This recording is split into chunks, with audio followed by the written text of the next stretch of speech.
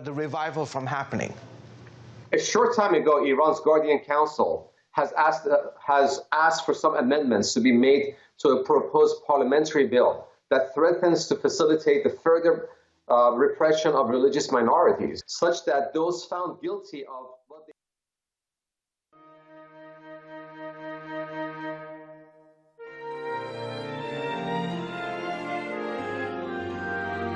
people's rights to freedom of expression and belief. And obviously the regime realizes the influence not just of satellite television, which you guys are broadcasting on primarily, but they also see social media, they see the various platforms. They're coming about with laws that will penalize those who leave Islam based on accepting Jesus Christ by watching an online program or going on social media, correct?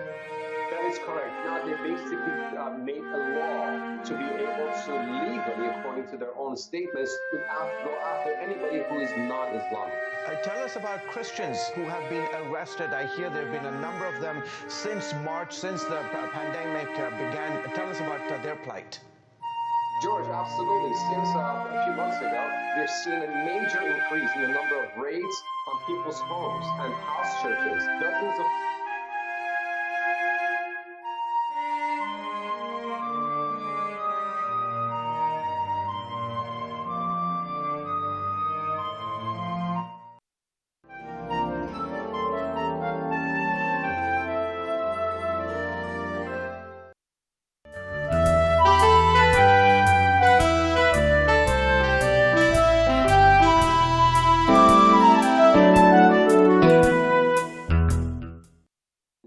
Second, to bring awareness to the plight of Iranian Christians at their churches. Third, at Heart for Iran and Mohabbat TV, we are providing resources to Iran's underground church. If you want to partner with us, do contact us on our website, heartforiran.com. All right.